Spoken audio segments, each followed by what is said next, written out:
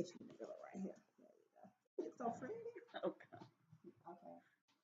Um, Hi everyone. This is Nicole Braggs. I am here today talking with Joanne Williams. This is my second senior interview. The first interview I did, I was my mom, and she's over the age of 70. So I chose someone younger this time. She's in a different part of her life. Um, and here we go. This is Miss Joanne Williams. She's gorgeous. Okay.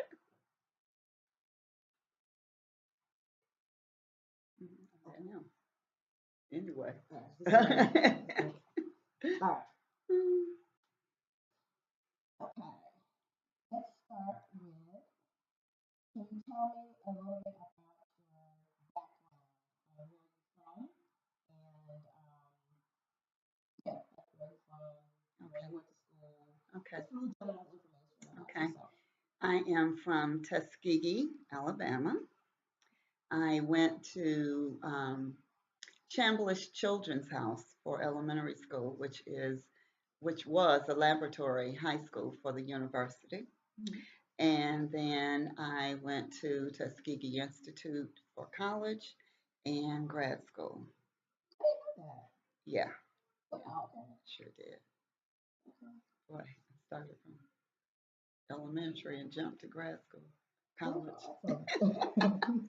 What did you major in? I majored in elementary ed and special ed with a concentration in emotional disturbances, is what it was called at that time. Okay. So how Mhm. long did you stay in? Tuskegee. Yeah. How long did you stay there before you came to Atlanta? What brought you here? Um, I came to Atlanta. When I got married, my husband and I moved to Atlanta, and that is 39 years ago. Was 39 years ago. Wow. Yeah, yeah. Wow. 39 years of marriage, three daughters, and one granddaughter. That's awesome. Mhm, One to mhm. Okay. Tell me a little bit about your My mother and father both finished college, and my mother actually is here with me now. She's 94 years old. just a blessing. Absolutely a Yeah. blessing. They were married just short of 60 years, and I have a sister and two brothers. Okay. Yeah, Where's your sister and brothers live? You're not here in Atlanta. no. Well, actually, my oldest brother and his wife live in Social Circle, that's outside of Atlanta. Mm-hmm. And my younger brother lives in Bloomfield, Michigan, and my sister lives in Belleville, Michigan. Okay. So yeah, yeah. Okay. How would you describe your parents or their parental style? Like, would you say they were strict or they're kind of lenient? How would you describe them? No, I guess I would have to say they were more strict. And I'm saying that in thinking of a particular situation when I was 11th grade, the end of my 11th grade year in high school, and I wanted to go to a dance with a friend, a girlfriend, but they didn't want me to go. At that time, people said you become common. And so I said, I won't become common because you won't let me go anywhere. So, yeah, I'll say they were rather strict. Mm-hmm. Not unbearably so, you know. Would you But, say you were closer to your mother or about the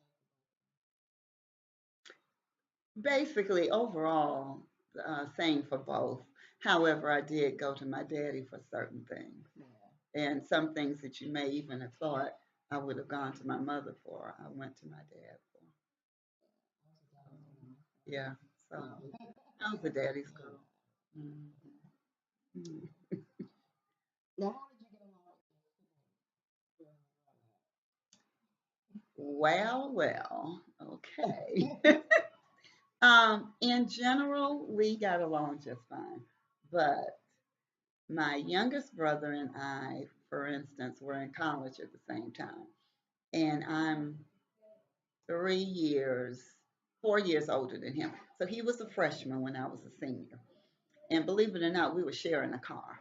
And he didn't want, we lived like 5 minutes driving from our house to the campus. And he didn't want to pick me up. So we had spats about that all the time. All, all the time, not wanting to come pick me up. Yeah. So, but we were and still are close. Mhm.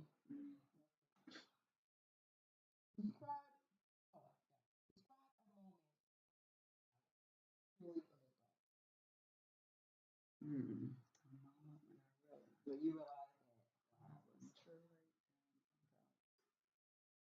Um, I wasn't all that much an adult. Well, that sounds strange, doesn't it?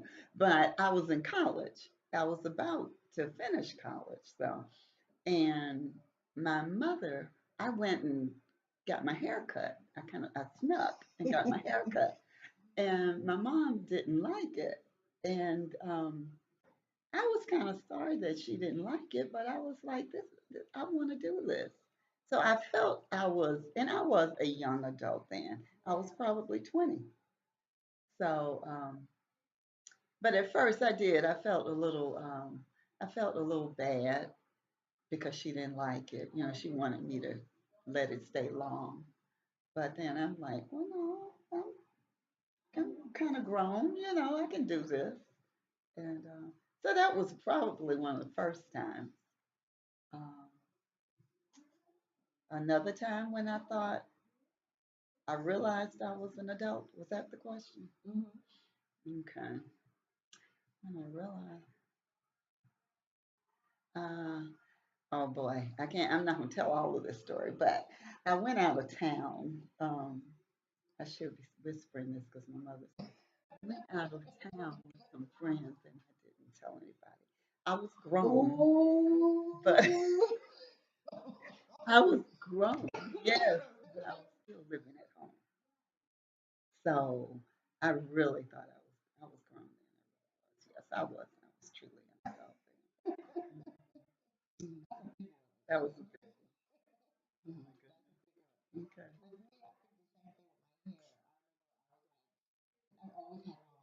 Mm-hmm.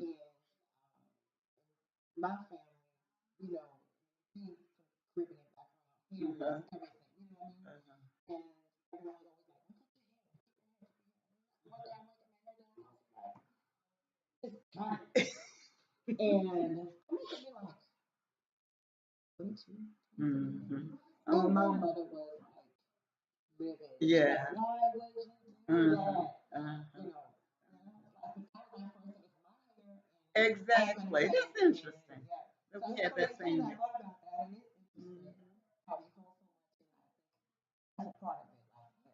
Mhm. Mhm.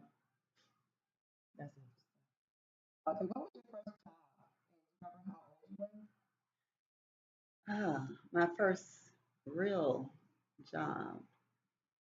Um, well, I had a work study job when I was in grad school. So I was working on the campus and doing clerical type things.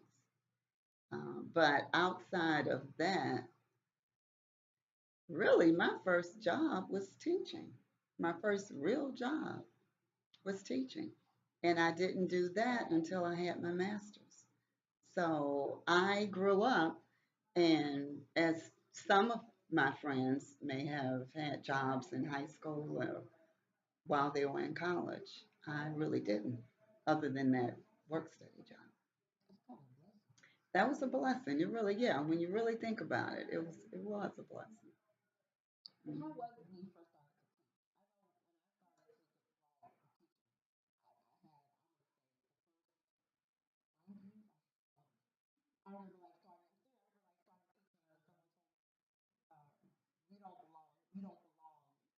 Oh my goodness, really? Really?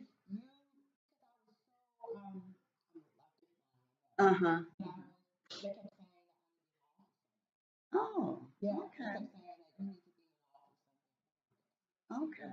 Uh-huh. but Uh-huh. I knew I liked children, so I kept doing it.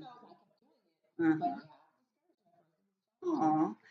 Well, I would say I am a nurturer, and when I first started teaching, I was what was called an itinerant teacher at that time, and I traveled around to different schools, and I was working one-on-one with my students, and it was in the field of special education. Um, it was really a really good job. It really, really was. And I was able, because I was one on one, able to be real close to the children. Um, and at that time, I probably had more Caucasian students than Black students at that time. And it was just good. It was good. I enjoyed it. Um, and I guess I've always enjoyed my teaching experience. Yeah. And we're talking with my teaching.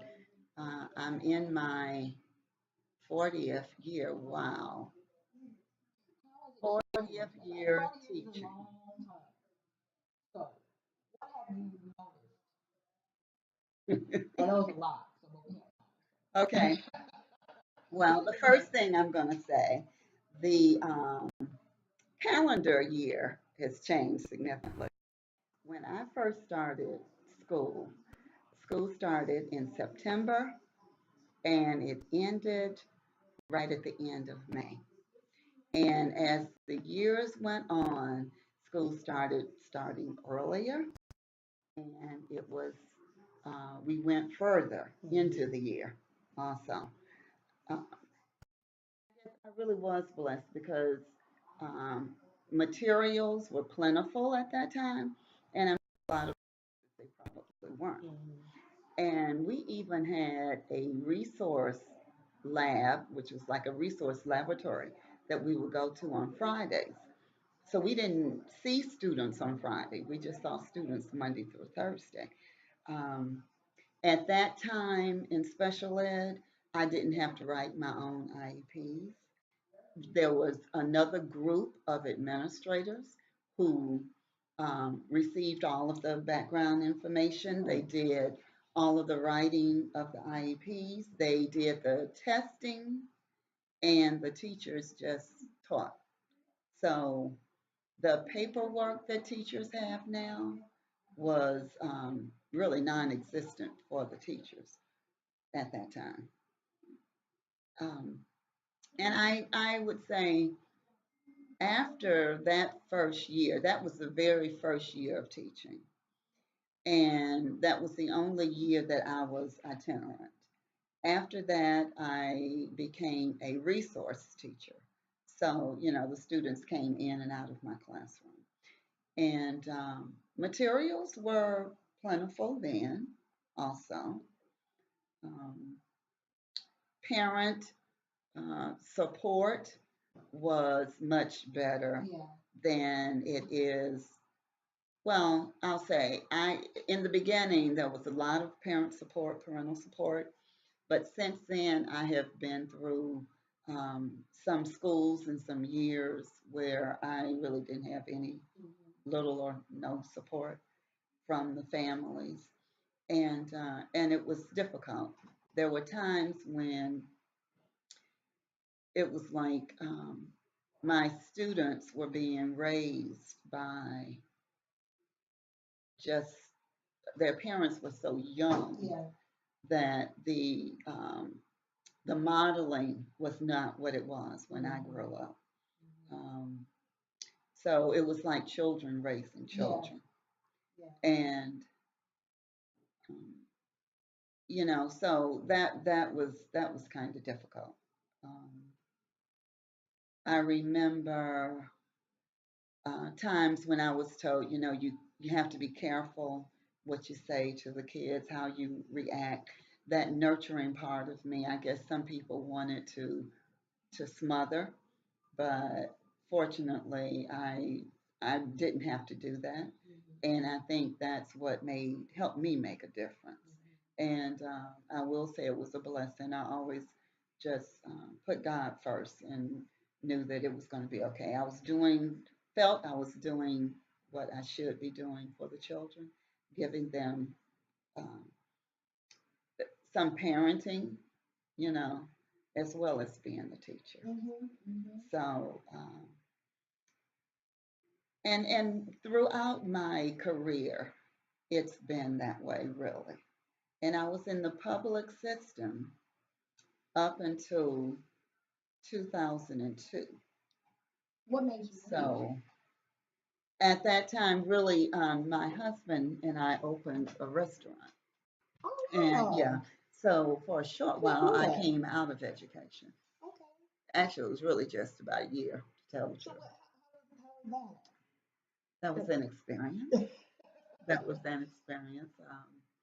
But and after about a year or so, the restaurant closed, and I was in a position where I needed to look for something else to do. And I went on 2 interviews.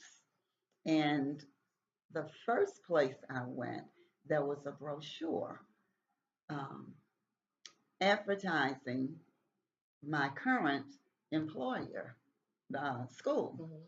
And I ended up there. Actually, I didn't even go to that second interview. And I called um, uh, the contact information in the brochure.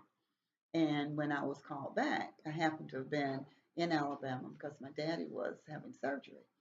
So, long story short, I talked on the phone with the founder of Heart of Hope Academy. And I guess maybe within 3 weeks, I was back in Atlanta and sitting down with her and started working there. Wow. And have been there since 2002. Yeah, yeah. And then 2009, our school merged with the Elaine Clark Center. So, Yeah, that's where I know this show from, the Land Clark Center. We work with children with all different kinds of disabilities, right? exactly. Let me ask you this. Have you noticed an increase of students with disabilities, or maybe even a change? Like, for example, for myself, it just seems like in the last 10 years, I've been seeing more children who are autistic. And I don't know if it's because they're just being diagnosed earlier, the screenings and whatnot, or if it's just more kids that are like that. What do you think? I would have to agree with you. And I'll say in the past 9 years, that's when I started really working with children who were diagnosed with autism. And ever since then, it's just a conversation that you are continuously hearing. And prior to um, about 2002, I don't think I heard um, of a child with autism, or if I did, it was that was the very, very beginning of it. When I started teaching, um, the names for the different challenges or disabilities that children had were totally different than they are now. I like to just say, they're children with different challenges, or in some situations, maybe a disability. But in the past, you would hear things like mental retardation, and you would hear um, severely mentally retarded, profoundly. You don't hear that as much anymore, and I think that's a good thing. Um, I really think if there had been a category, so to speak, of learning disabilities when I was growing up, I may have been in that group because I have always had vision problems as long as I can remember. I had surgery on my eyes twice when I was about 2 years old, and then again around eighth grade. And that my parents and my godmother, who was an educator, thought that had a lot to do with some reading challenges that I used to have. So my parents always had me in summer programs, like on Tuskegee Institute campus. That's what it was called years ago. Ride the Winged Horse was the name of a reading program that I went to, and I didn't like it at all. I didn't like it. Why? And then because I was self-conscious uh, with my reading challenges. Um, Even when I was in school and we would do reading, it was kind of like round robin, is what they called it way back then. Um, you might start in one end of the class and go down the rows and keep going, and everybody have a chance to read. Because of my um, reading challenges, I would try to read ahead, guess where I was going to be, and read ahead. And so that meant I was missing out Yeah. on some of the the story, So Mhm. then when it came to answering comprehension questions, I probably messed up because I wasn't paying attention. I That's wasn't. interesting. My son does that. He has some reading Yeah, yeah. challenges. So that it's Yeah. and so Yeah. so that's why I was just insecure. Yeah. I was. That's why I didn't like that reading program. But my parents knew that I had challenges, and they did all they could to help. My godmother used to work with me, especially during the summers, in the basement of her house reading. And so it was good. Everything worked out. And I remember when I was in college and I'll be studying for a test, I would put notes under my pillow at night. And I was like, I'd be rehearsing in my mind, Yeah. what I was studying. And then I pull the paper out from under my pillow and look at it. Um, Um, you know, not only you have master's as well. So you, how did you cope with that? You know what I mean? I guess after a while, I started to grow out of it. And then I just developed my own little techniques, like for remembering things. Mhm. Um, Maybe like uh, putting a name of something with a fact that I was trying to remember. Like if the fact started with, I wanted to remember um, Alabama, the all the states, then maybe I would say, re, think about apples. And when I thought about apples, Alabama came to mind. I can't really Yeah, explain yeah, that, but I yeah, yeah, did yeah, stuff yeah. like that. And and I guess I mean I made it. It was okay. Um, when I was in college, I won't ever forget this. I was taking a literature class, and I messed up during the month of February the spelling of February every single day. And my instructor was a member of our church. And I had to see her every Sunday. And my papers just came back marked up, all the time. But February, I could not The spell. only one I spelled that word, I'm born in February. So I have to learn how to spell it. I I have issues with couldn't. words. I couldn't spell it. So, but other than that, and then another thing happened when I was in college, when I first started college. We took placement tests. Math was always a weakness. And it wasn't my favorite subject. I won't say it was a weakness. But somehow or another, I was tested out of the first math class for college. And after a week or two, not more than 2 weeks, I was like, no, I need to go back to the first class. And so I did. I withdrew from that class and I started in the what would have been the first class for math. So, I mean, I recognize that. I didn't try to push push on through because I didn't want to ask questions.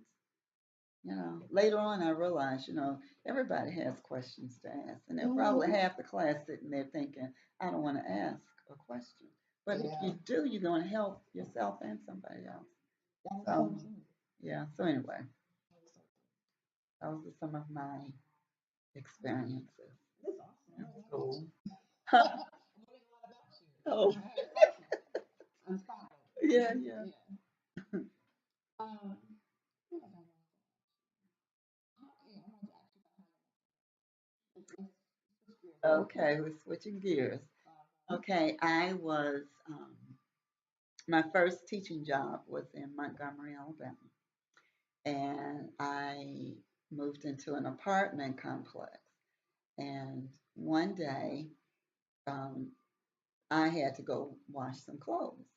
So my now husband lived in a townhouse in the same complex, and you could see from his townhouse by the swimming pool area and into where the laundry area was.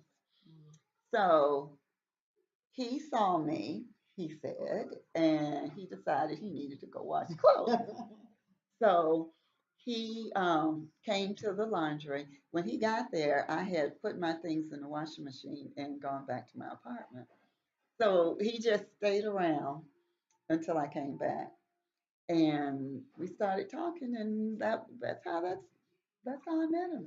And we were married like 10 months later. That quick? That quick, yeah, That's quick. yeah, yeah. 10 months later, and now 39 years later. So how did you know? You know, people say, well, how do you know that he was the one? People ask me all the time about being my husband. I'm like, we're together a long time before we got married. Ooh, how did I know? But 10 months is a long, I, it's short. It's you like know, it's a short time, and yeah. honestly, I'm not.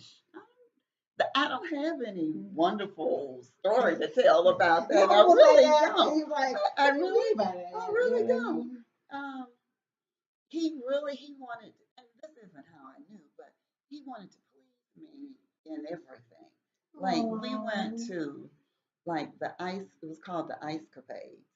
Um, real soon after we got married. I mean, after we met, and it was something I really enjoyed, and it was like a performance on ice.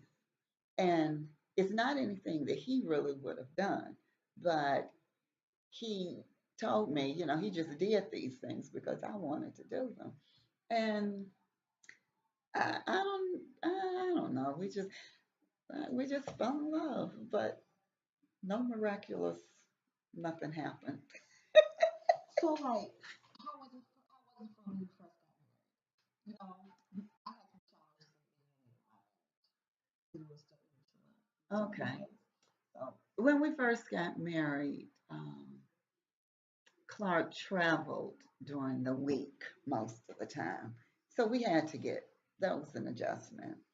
He would be gone Monday through Friday. Actually, he would take him to the airport on Sundays and pick him up on Friday evenings. Is that how it was? We went to the airport on Sunday. He worked Monday, Tuesday, Wednesday, Thursday, Friday. I picked him up. Yeah. So that's what we did. And that went on for a number of years.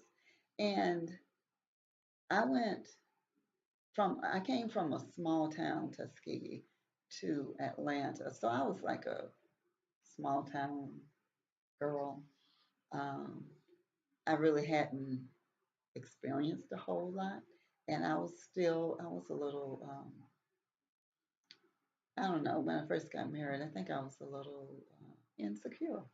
Not Really? insecure, um, not necessarily in the relationship.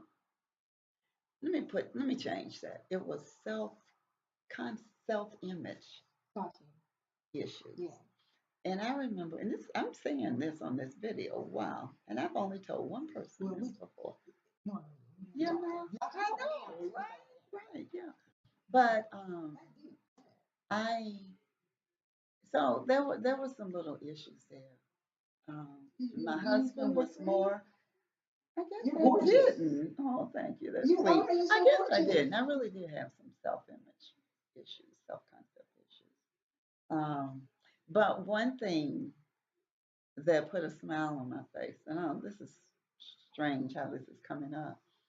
Um, one maybe it was a Friday evening. I had to. This is when my husband was working in town. I had to meet him. I was to meet him at a club, and I mean, I would be like, what am I gonna wear? And going in, and I mean, I was really insecure, honestly. And so the way you came into the front of this establishment, it was a big window. And so where he and some of his coworkers were sitting, they could see people walking up. And when I came up, I had on a red dress and I used to have a big afro. And it was like, if anybody remembers Angela Like Angela Davis, Davis? people said I look like Angela Davis. So anyway, he was looking like, who is this coming up here? And realized it was me. And other people apparently at the table were looking, As I felt good about that. Yeah, yeah, yeah, When I yeah. came in and it was me, the lady in the red dress. But for real, yeah, I've had some self-concept issues. Mhm, mhm. So that probably um, caused a little uncomfortable rockiness in the relationship. But on my part, he didn't even Did you know get it. jealous? He didn't even know You didn't it. want to go places I sometimes? just felt like, okay, I don't know. Um, my husband was a very outgoing person, and I wasn't Yeah. as much. I was more of an introvert. Yeah. But in time, that changed, and then I mean, yeah, I matured. As we all will. I mean, I was how old was I when I got married? 24. Oh yeah. I was 24, and yeah, so I don't think I was that's confident. It took it. a long time to feel centered. Hmm. I mean, even something like I used to smoke. We both used to smoke, and when he quit smoking, it was like he just couldn't stand to be around anybody smoking. So it was like putting pressure on me. I'd sneak and smoke. I mean, I was married. So you see, I mean, just as I got out of all of that, yeah, I got out of all of that, but that's what it was like. So, yeah, I can't believe I'm saying all of this. So, what do you think? I don't want to say what's the secret of being married so long because I asked my mom a similar question. Mhm. She was married for 50 years. My dad passed. Then, Awesome. so I'm gonna ask you, nowadays people they quit. They Yeah, just say, yeah. you know. Um,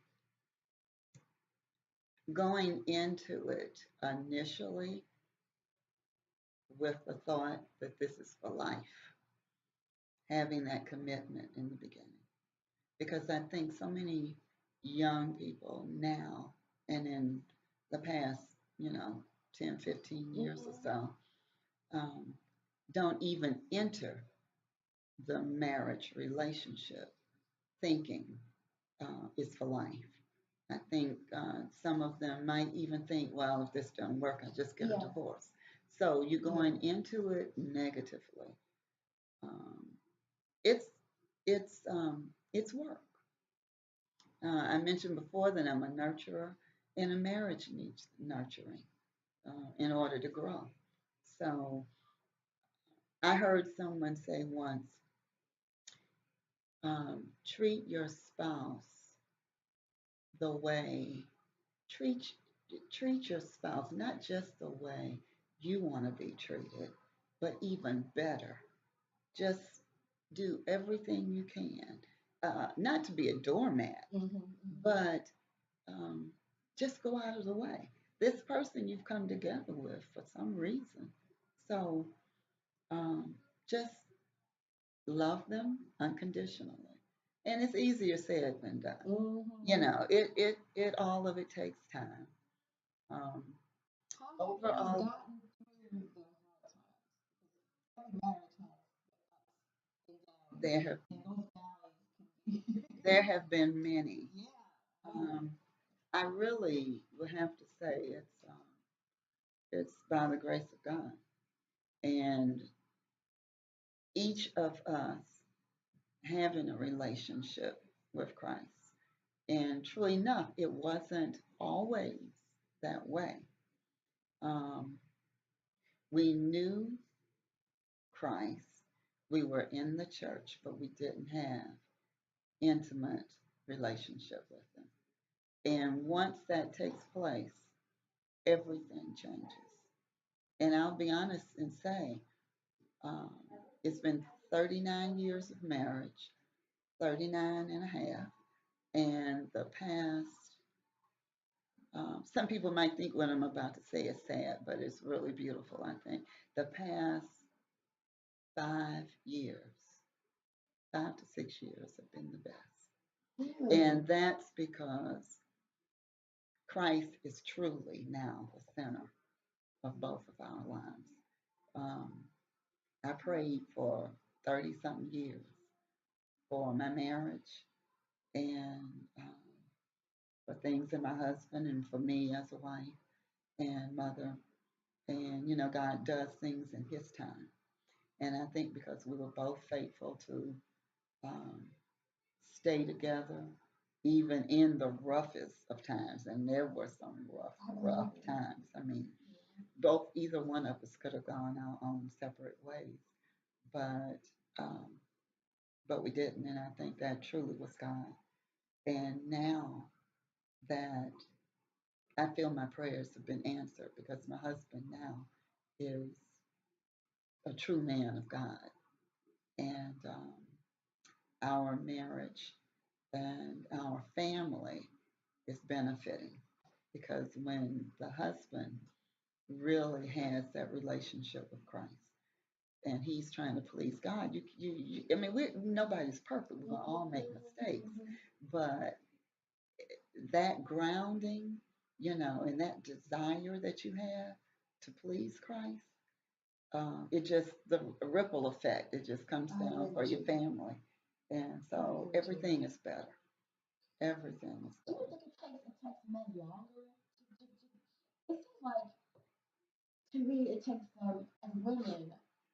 Like for example, like me, I feel like my husband mentally is where I was 5 years ago. It took him a long time to, I don't know what I'm gonna say, figure out what he wanted or what he thought being a man was, Hmm.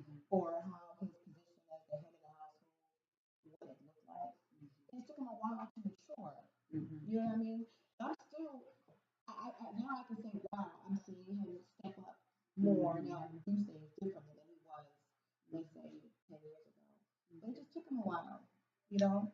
You Do know, you think they just, I'm not trying to insult men, but I won't say that necessarily, but I will say that, we all have baggage, and when we don't have a godly model, yeah. when we don't have someone to help us and to guide us when we're young, then we any of us, male or female, can just kind of go down the wrong path here and the wrong path there.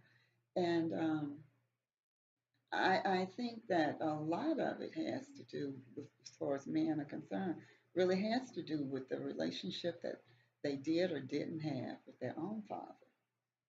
And I know my husband went through a class um, at church, and it was dealing with manhood and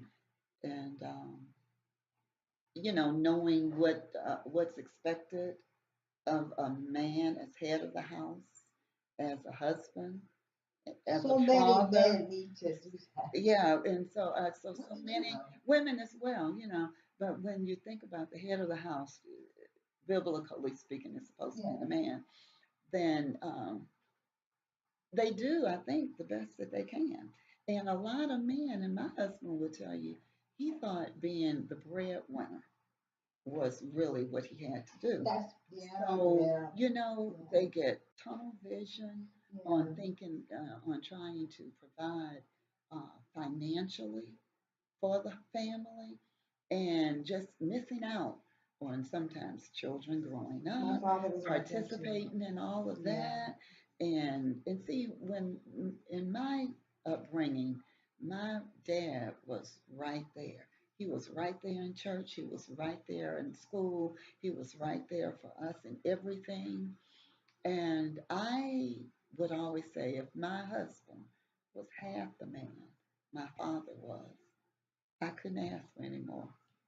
So, but I guess I'm getting off a little bit. But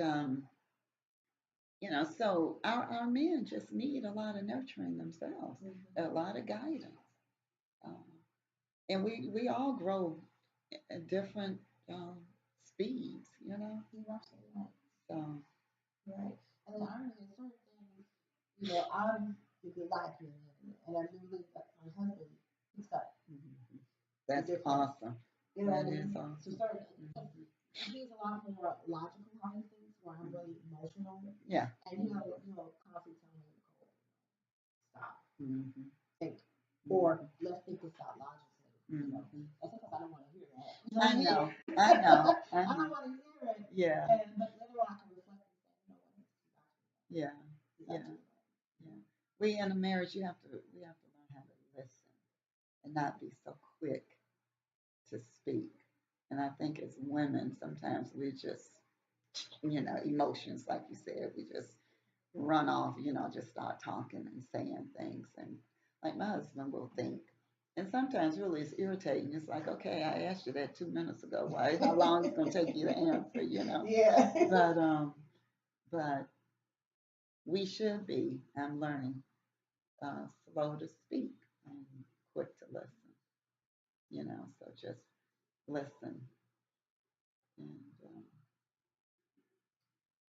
How did you balance raising children mhm.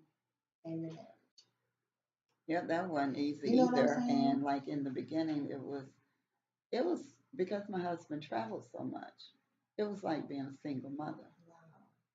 So, and I worked full time, and in the beginning, I mean, I'll just say, and he'll admit, he wasn't that father who participated a lot. So it was difficult. You just asked me something that caused some problems. Yeah, Yeah. I remember when our first child was born, it was like he thought I was giving too much attention to the baby. Why can't you find a babysitter? And I mean, like it was so easy to just find a Yeah. babysitter, Yeah. so he didn't understand. Yeah. And He still wants to go out he wanted to go because out. that's how it was my husband. Yeah, Yeah. yeah, he wanted to go out. Yeah. He And did we want to. never went out a whole lot, but still, he wanted to go. Yeah.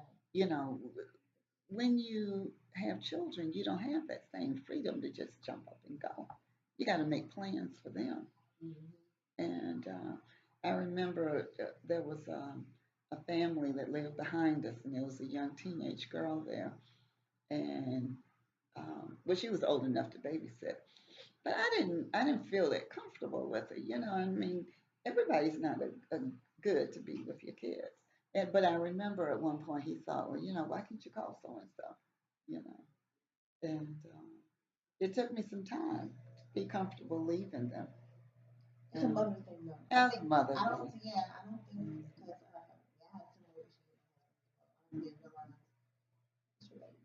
You know what I mean? Yeah, You're not gonna just leave them with with anybody. anyone. And they don't want you to leave them with Yeah, anyone I either. don't think But men though. yeah, the We're feeling. still a little bit more like, for example, even if I went out with my husband, I Mhm. would still constantly like check in, make sure that my Exactly, baby's okay. You know what I exactly. mean? Yeah, Where he's like, yeah. girl, you know what I mean? Yeah, if there's a problem, the So, babysitter call or whatever. Can I drink some yeah, water? Mm. it's fun. It really is fun. Um, Speaking of children, um, how did you balance working, being a working mother? I don't think I did the best job balancing, really. I don't. I just did it, you know. And even when my husband was at home, I still did most of what needed to be done, with the kids. Mhm. So um, I don't know because the our first two children are 17 months apart, and my second daughter has special needs, and um, so that was uh, a challenge in itself, Yeah. as time went on. And because of me being an educator, I noticed things early on, like those different milestones. I Do noticed, you think it was harder for you? You know what I mean? Because, like, for example, you know, as a parent, when you hmm see your children, 'cause my son has been challenged a little bit, hmm and you start saying, you know, um, I think it's harder when you're an educator in a way. I do because you expect so much on your kids when they're not there. Um, like, wow, you know what I mean? At least I yeah, think for me, I think that I find hmm myself pushing harder for hmm them what maybe I should. You know, well, no, we took me want, longer to see things yeah, sometimes. well, I could see it, I saw it, and one thing I wanted was, there's um, with children who are diagnosed, who might be on the spectrum, or who are just diagnosed with a special learning concern. There were classes um, for different concerns like Hmm. learning disabilities or whatever. And then there was this area um, that used to call slow learners. And there was really no class for that particular child. Um, and so I said that I didn't want my child to fall into that category. If she needed special help, I wanted the help to be there. So I did recognize it and went early on to get assistance. You know, um, actually, I went to Emory and went too early, like the early intervention program, and for speech and uh, physical therapy and so forth, and had to go back because they wanted her to be doing some different things, Okay. you know. But it was, I don't know, restate that. That, You said that you didn't think you did a good job balancing. yeah, Why because why why did why I do you feel not do a that good way? job Yeah, balancing? because you probably did. I You did. I So think I did more. Um, I thought more and put more time into the children than I did the relationship. yeah, And so that's not a good balance right yeah. there. And and but then too, I it's true, I was like a single parent. I really was. So it wasn't like my husband was there and he was helping every day. That's really So stressful. so I did what I had to do. Yeah, And then when he was home, he still wasn't doing a whole lot. yeah. Okay. So that, I mean, that's just how that was. And it's funny because my oldest and youngest daughters have commented that they see their dad doing more with his granddaughter than he did with them. But I mean, everybody's happy about it, but that's just a But part of that's that change yeah, and that growth yeah, that I mentioned yeah, earlier. yeah. You know. My dad was the same. My dad was never. Well, he worked a lot. Mm-hmm, He worked a lot. mm-hmm, And I'm gonna say I got to know my dad on a serious level mm-hmm, maybe the last. 10, 15 years of his life. Okay. That's a Okay. blessing. I got really close to Okay. him. That's So he good. made up for it That's and it good. backhanded. And he was, That's he good. was really involved with children and all that. Yeah. You Yeah. know, so it took him, like you remind me of you saying about your husband, it took him a while. And I'm trying to get my husband to kind of, don't wait till you're older. Exactly. Like, Exactly. don't make those mistakes. Right. You know what I mean? Right. Right. Yeah. But yeah, I know as women, I think we put so much into our kids. Mhm. Parents, the kids come first. Mhm. And sometimes we don't put that time into our marriage. You know, because I was going to ask you also, we find as they got older, Mhm. you know what I mean? That my husband and I maybe did more or Yeah. whatever. And how your Yes. relationship changed. Um.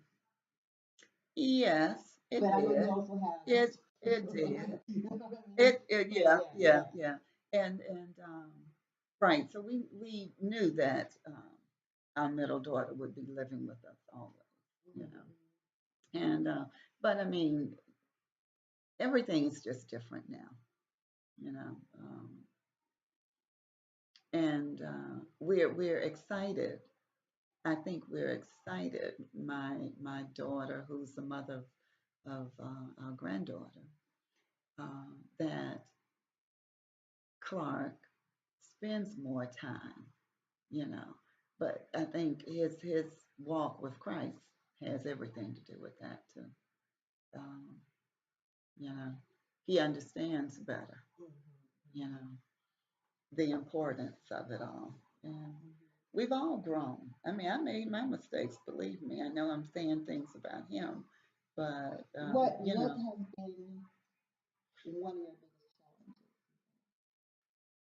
in what respect? In your,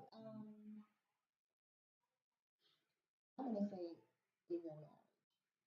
You know, we can go for overall challenges. That's something else. One of the But biggest and challenges. I know I have my challenges. That I know are my issues. But what's been really challenging that you really have to kind of work with, and you can kind of give someone advice about how to overcome that. You know what I mean? Mm, mm. Um, I'm not sure exactly what to say with that. Because, see, I think in the beginning, my challenges were created from my lack of confidence. Okay. So, if I had been more confident myself, I don't think I would have had some of the challenges that I Gotcha. did. Gotcha.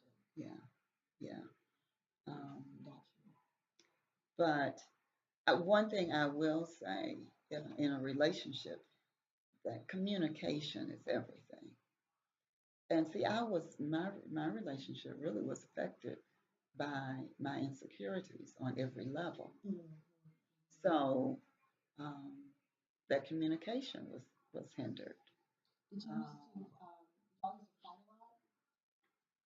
uh, I used to fight a we lot with my husband. Gosh. we had disagreements, and my husband held grudges. Oh Lord.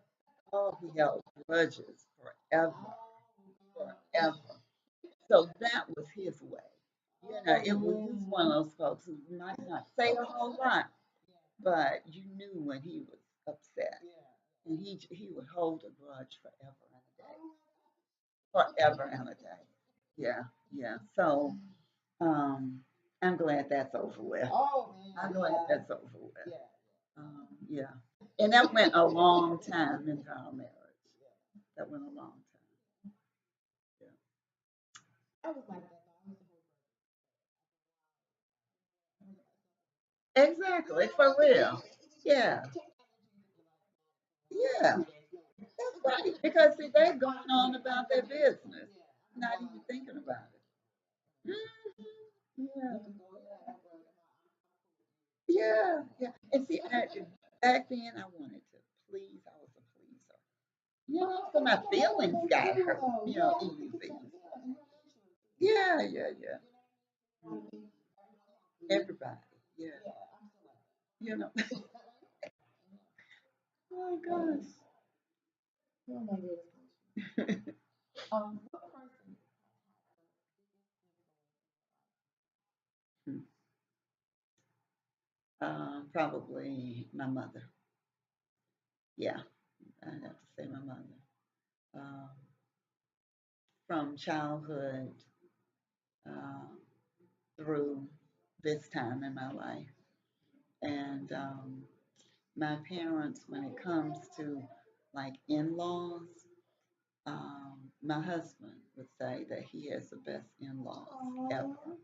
Because, you know, a lot of times with in laws, they it might actually interfere in the relationship of the husband and wife. But my parents have never ever had a harsh word to say. They just try to bring out the best all the time. And that's a blessing? yeah, it truly is. It truly is. And my dad passed when he was 91. And I mean, I was blessed. I had the best, Recently. I best, well, What it's do you been, know? no, it's been about 6 years ago. 91. That's Yeah. awesome. That's a Hmm. blessing. Yeah, Wow. yeah, yeah. And I still have my mom, and she's 94 That is now. awesome. Yeah. That's really Hmm. my grandmother. She was 92. She could live longer. Uh, But older sometimes. mm. I think she had lost everyone. It was just, Oh, you know, yeah, she yeah, just, yeah. she just, Mhm. she wanted to, she Wanted wanted to to go live, on with yeah. everybody else. Yeah. Hmm. Which I've I heard don't know that. all. Mhm. Um, what were some of the biggest news stories and events that happened? um, I remember, and this isn't so, I mean, it was long ago, but um, when Martin Luther King died and when John F. Kennedy died, um, um, and when integration uh, took place in the South, and I went to what was considered the all-white school, and I was um, we only had in my high school graduating class, it was 20 something of us, and but at that time the tables had turned and there was only a handful of whites in that graduating class because they all left Tuskegee and had to get away to where there were fewer blacks. And um,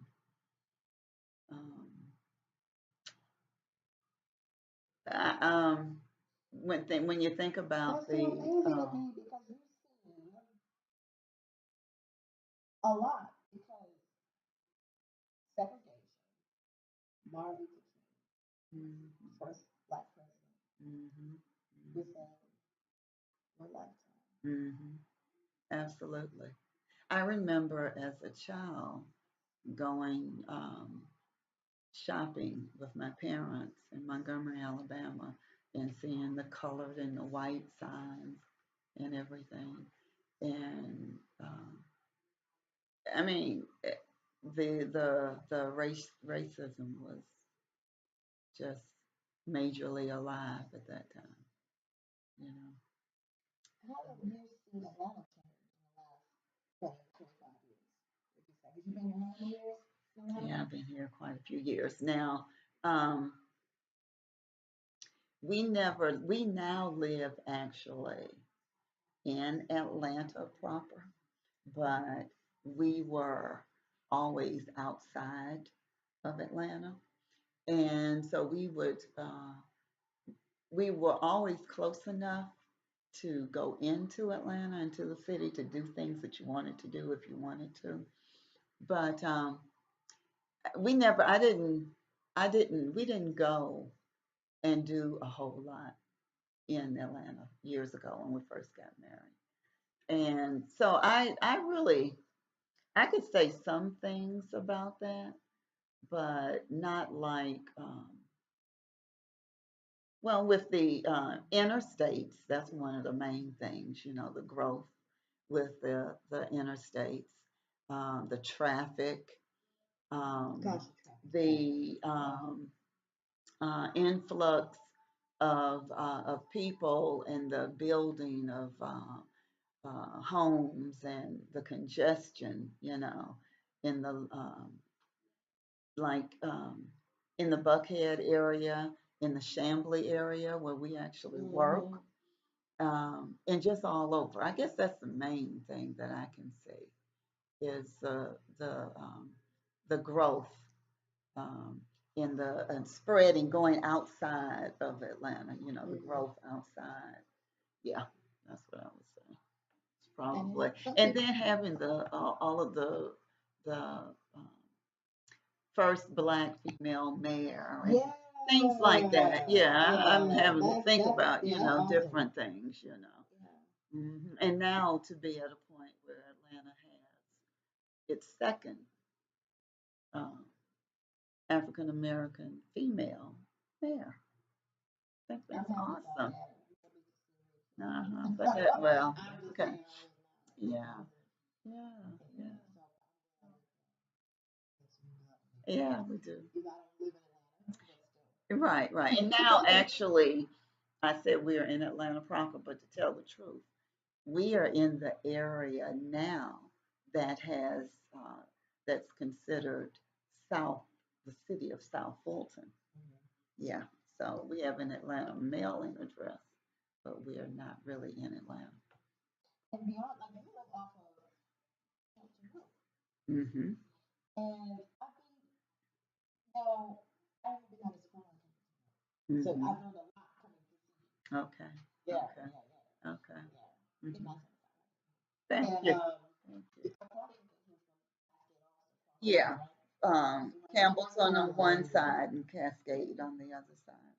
And you know what? That just made me think when you mentioned Campbellton Road, that club that I met my husband at when I had that red dress on that I spoke of earlier, was on Campbellton Road. Don't tell me.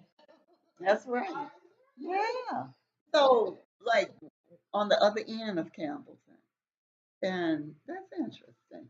And here we are, all these years That's later. crazy. Because that was in the first year. That was in the first year of our marriage. So now, Wow. 39 Wow. years just about That is later, that yeah, that's a here big we deal. are living. And that end of Campbellton is, well, really, to tell you the truth, this is all the hood. It is. It really is. Yeah, But, no, that well, end is not good. But um, it's not. it's right on the edge. It's like It's right. how you have Cascade and you have like Mhm. that one part, Yeah. that goes you Hmm. know, you can renovate that whole. It, Renovate it, everything. it's But that's true. I truly That's believe that in true. about 5, 10 years, the whole Campbellton Road. Well, maybe And so. I used to work Maybe on Campbellton so. Road. I used to work at that wine. I was there for a Okay. long time in that wine. Okay. Okay. And and I used to work in a daycare when the first job I had. I was one of the first jobs I had. Okay. And then I worked in a daycare, in-home daycare, for about 2 years. Uh huh. And I went over there a couple months ago, Mhm. and I was like, it's different. Mhm. To me, and I've been here a while. Mhm. It's changed. It's a lot better over there. Like Mhm. there are areas where, like the zoo Mhm. over there, I remember it was like run down Okay. and mostly Okay. black. Okay. And now you go over Well, there, that's true. That's very now true. you Yeah, go the over there, housing. yeah. Yeah. Yeah. And the different areas in the inner city where, yeah, they have torn down homes or they have remodeled homes and whites have moved in. It's And crazy. there's a lot of that. Yeah, there's a I whole used to lot. work off of Marvin Drive, Cook Elementary, Mm, and I remember working there. And they're a private school now. mm-hmm, Because they're renovating everything. mm-hmm. There are projects right behind the Okay, school. And I okay. remember taking my kids out to the playground and Uh-huh. finding like Oh burgers, my goodness. done with buns on the to go Oh, and play wow. out there. So you Uh-huh. know, walk all over there, hey uncle, and get your Yeah. little walk with the center and stuff. So we Yeah. can't even go outside. We have to, like the gym. It's crazy. Wow. And see, you experienced that, and you experienced that right in the inner city, where Yeah. I've never worked in the inner city. You know, I've always been on the outside in my I worked a teaching lot career. I was, Yeah. it would always place me in schools Hmm. that were in the worst neighborhoods. Wow. So those Wow. are the kids I grew up with. I grew up Yeah. around. But I'm Yeah. saying I did because I was really young, Yeah. and that's who I was around. Yeah. Yeah. Yeah. I Because mean, I yeah. So, taught in Fayette County, which, as you know, is oh out. Yeah. yeah. And then I taught in Cobb County. Oh And yeah. now being in, and the Heart of Hope was right in the center of Buckhead. And now we're down in Chamblee. So you see, I've never taught really in the inner Yeah. city. It's So some of those changes, I haven't witnessed at all. But then, oh yeah, I yeah. just have to think about it for a minute. Yeah, lots of has happened. Mhm. Mm-hmm. This was in the last 10 years. The last Mm-hmm. 10 years. Mm-hmm. Wow. It's really changed. Yeah. But yeah, all those projects behind cooking. The Beltway and Yeah, all they of closed that. that down and they built condos over there. All those Mm-hmm. people are gone now. Mm-hmm. Not Hmm. necessarily a bad thing, but Yeah, no, well, we're it's gonna renovate that stuff. yeah, You it's know how it growth. is. It's growth. It's change. It's life. Yeah, It is life. it is life. It is life. Um, You need some light on, or are we okay? yeah.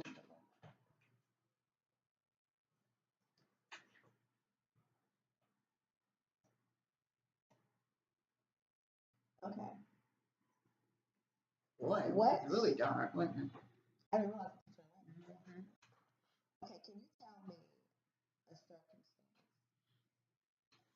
in your life that was very difficult and you overcame it? And this is really gonna help a lot of people. And you would help me. Something that was really difficult, Yeah. And challenging. challenging, and I overcame it. Mm, well, It's a hard question. that's a hard question. Uh, depending on who you're talking to, it can be harder than others. And I'll say this: I've not had a privileged life by any means, but um, maybe a little sheltered, maybe Really? when I was growing up and all. And it was good. It was really good. And I have not had, um,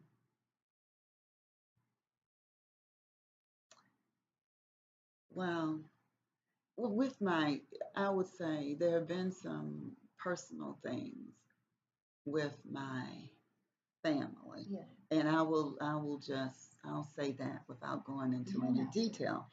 And um, with those challenges, which were very difficult,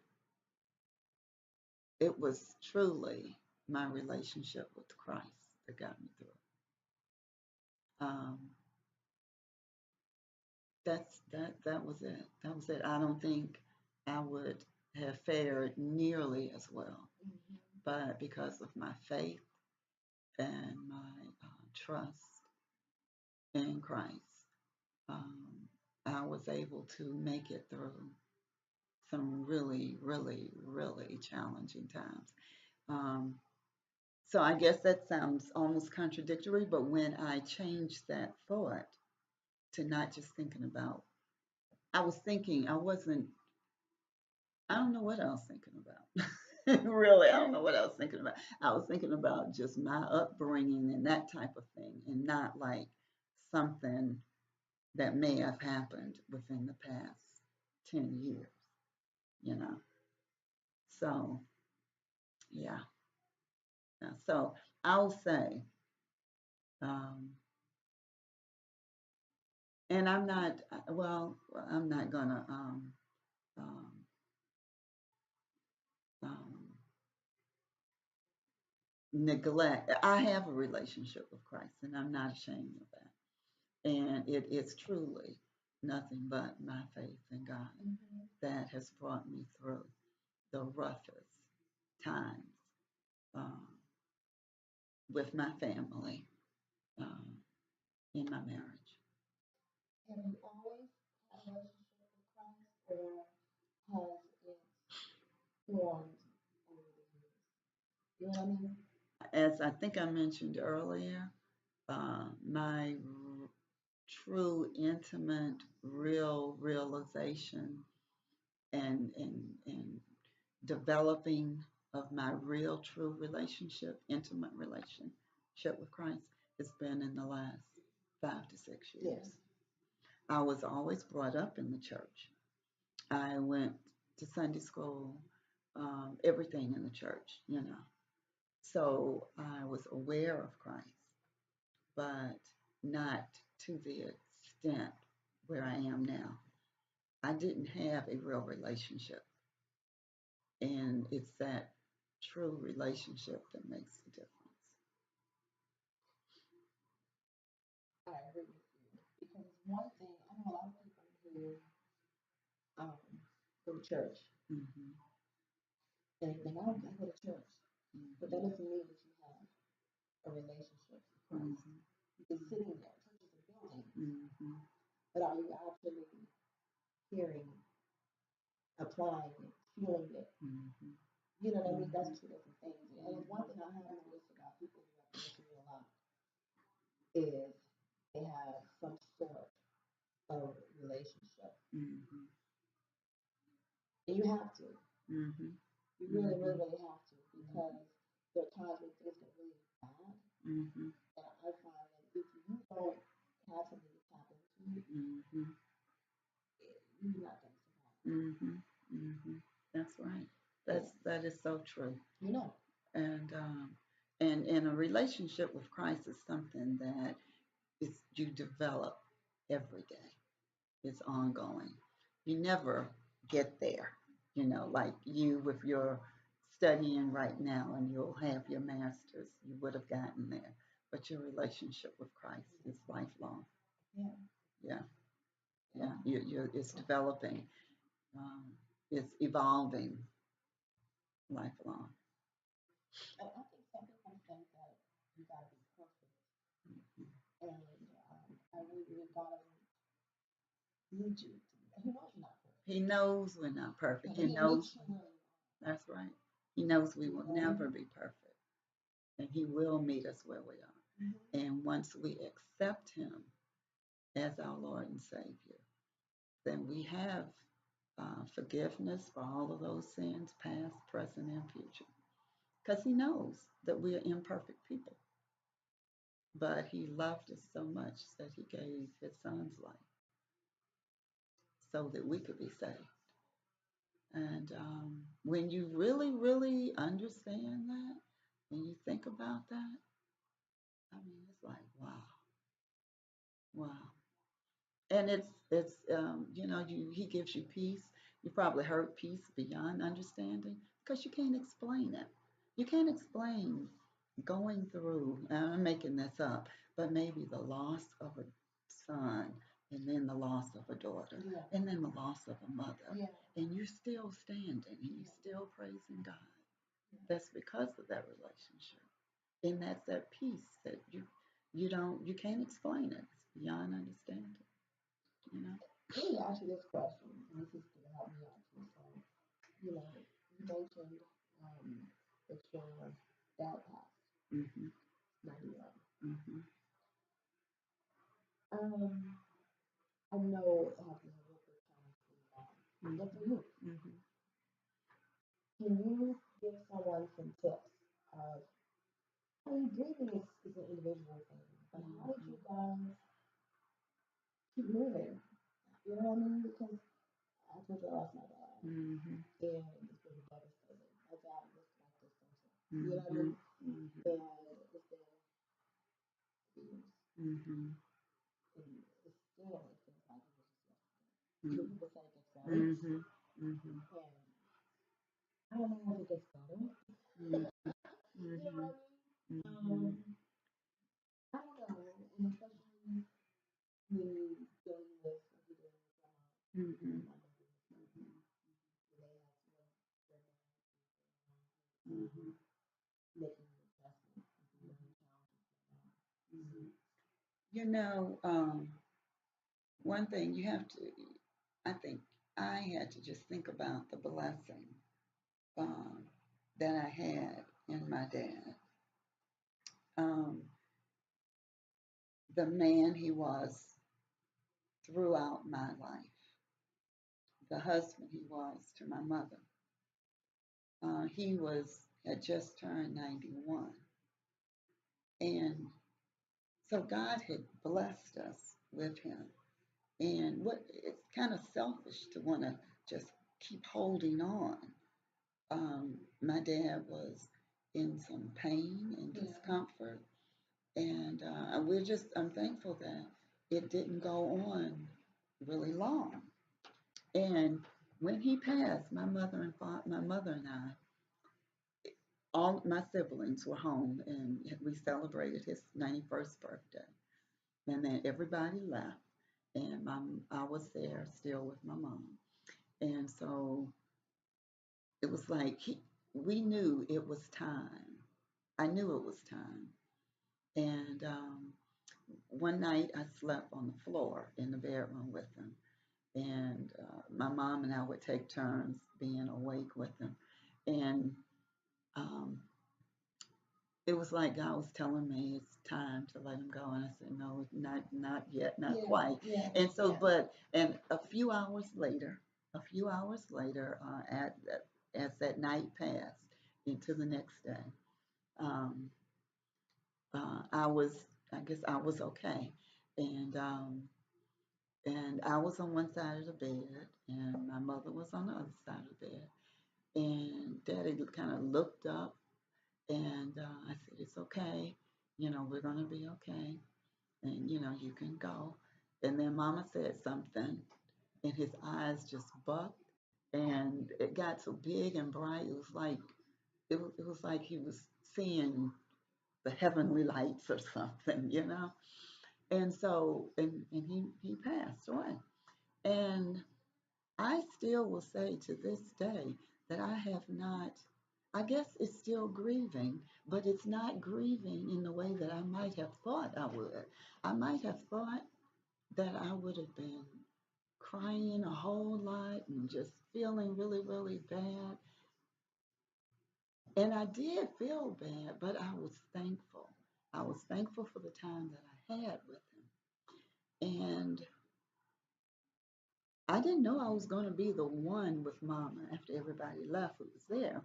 But my siblings would tell me that I spent time, like maybe a day or two before Daddy passed, a couple of days in the bed beside him and just with him.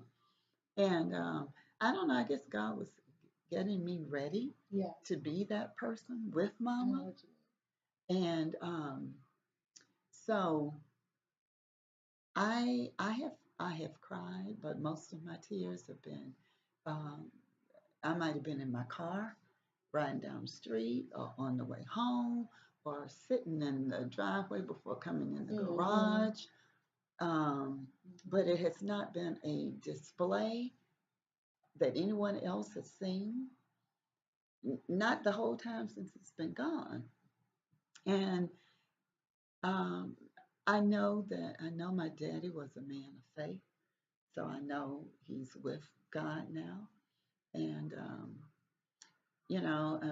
my mother had him for a lot of years, She did. and they had a wonderful marriage. So she couldn't ask for any more. she'll even say she's just had wonderful men in her life. Her father and her brother were wonderful men, and then her husband. And she'll say her sons and even her son-in-laws. You Oh, know, so um, again, it's that relationship with Christ. I just can't say enough about it. Um, and like even now, when my mom is 94, and of course we don't know when any of us are gonna go, mhm. but it would be selfish of me to like just try to I know what you're hold saying. on, Yeah. whatever. But my mom has, since dad passed, she's had knee replacement, got through it like a champ. She's been diagnosed with lung cancer, hadn't had any problems. Really? She looks awesome. Um, She does. she's, we She have looks awesome. truly been blessed. So if she ends up leaving before I do, then I mean, I can't do anything but praise God for giving her to us for all of these years. I don't know if I'm answering your You are, question or because you know, not, I think about it. but There are people who, lose parents when they're young. mhm, that's right. We don't know the That's future. right. We don't know. We don't We know don't. what happens. Exactly. So, Exactly. my Yeah. dad, I knew my father. Yeah. You know, Yeah. my husband lost his father, and we didn't know him Mm, that well. They weren't even in good terms. yeah. You know. But Yeah. I said all I had to say. Yeah. And that's a blessing. I loved him, and he Hmm. loved me. So Hmm. that's a lot that some people don't Some get people that. don't get it. That's right. You know. That's right. That's right. And So, let's switch gears real quick. hmm. So you can so anxious with me. Um, the future. Hmm. Have you thought about it? Absolutely. Uh, You ready? I'm ready to retire. Um, and I foresee retiring uh, um, in the next few months. Really? And Stop out yeah, well, not next 2 or 3 months, but before 2018, before this time in 2000, way before it, okay? Um, I would love to be blessed to retire and be able to spend more time with my mother because my mother is still lives alone. She's in good health, comparatively speaking, but her vision is not good. She has macular degeneration, so her vision is very poor, and that's really the hindrance now with her health. So I would like to be able to spend time in Tuskegee because she still lives in Tuskegee and would like to stay there. okay. So my sister, who's retired, she's the oldest. My brother, who's the youngest, is retired, and they spend more time in Tuskegee with my mom than my other brother or I do because we're both still working. So in retirement, I want to give back to my mother, and I would like to give back um, to those who really are dealing with mental health issues. Um, that's something I would like to do. Would you want like volunteer? Volunteer um, in a capacity to help, and I don't know what that might look like because I know it's not like, for instance, if you're thinking about going into a hospital, that's not something that you can just do necessarily. But maybe I don't exactly know how that's going to look. I'm going to have to look into it. Um, give back, just give back to the community, um, and helping people. Um, grow and learn more about Christ and being a better disciple of Christ. Because a lot of times we think that it's the ministers and pastors who are supposed to be the disciples. But God commands for all of us to go and make disciples. So that means we have to spread the word of salvation. And so I will have more time, you know, to just do that. But we should be disciple makers wherever we are. That's true. And whatever the life that we live should speak. There should be some reflection of Christ in us, in the life that we live. So hopefully that will draw people to ask, what is it? You know, what is it about you or whatever? What do you think is something like, why do you think a lot of people choose to come off retirement? I know some people who, I was working a lady, she's in her 70s, Mm-hmm. and she would not retire, even though we were all like, yeah, Mm-hmm. it's time for you to retire. Mm-hmm. And she just would not retire, but it was kind of painful to watch because you could Mm-hmm. see she Mm-hmm. didn't have the same stamina Zeal and or everything. zeal, you know what I mean? Mm-hmm. Mm-hmm. Um, well, Well, probably like, one of what the would you do? number one reasons is probably because a lot of us don't prepare Yeah. properly for Yeah. retirement. And you might just have to keep on Yeah. working. And then there's some people who really just love what they do. Mm-hmm. They do. And they may not have family, may not have a lot of friends, and that might be where their joy comes from. That's true too. Um, so different reasons for different people. Um, I have enjoyed my career, and um, I have wanted to see like the fruition of moving into the new building, that we have, that you know of, and that capital campaign had been going on for that building since we merged with the center, and now it's about to happen. So I'll be happy to actually see that happen. Um, and honestly speaking, I mean, sometimes you just don't. You make some choices and might not be the best choices, and you end up working longer than you might want to work. So people have all kind of reasons for putting off retirement. If there's one thing that you could tell someone who is younger, advice, what do you think you could tell them? That's easy. If you don't know the Lord as your Lord and Savior, then accept Him. Find a good church, a church where um, the Word is actually taught, and you study yourself so that you can know what you're hearing is right, and accept Christ as your personal Savior, and develop um, a lifelong, growing relationship with Christ. I think that's the best news for anybody. And when you have that relationship, you can make it through whatever else comes your way.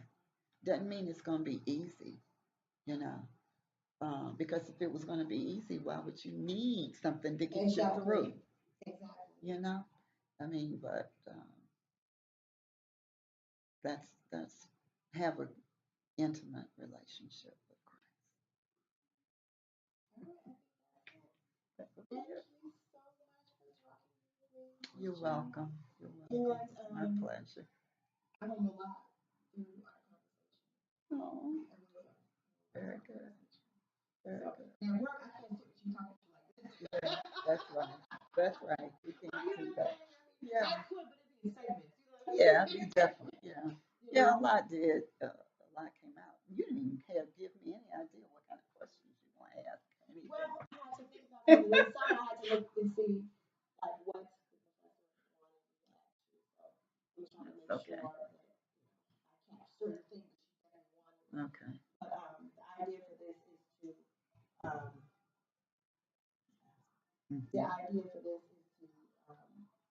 people an idea of what it's like when you're going through the life stages. Okay.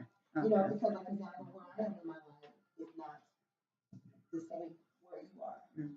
And if I know where I'm going, then that helps me. And then also if I know when I'm dealing with someone in a certain stage of development, then I know how to approach it. You know what I mean? Because Hmm. like That's it. example, certain things that would concern you don't concern you when it concern me. Hmm. You know what I mean? Hmm. Because you're pushing Absolutely. places. Yeah. Yeah. So, Right. and Right. that's I think this is what the idea was behind it. Okay.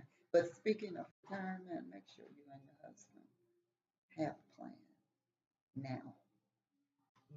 If not 10 years ago, now. You know. That's something So that we have to work on. yeah, And do my that. parents, Hmm. Did you stop this? uh, go ahead.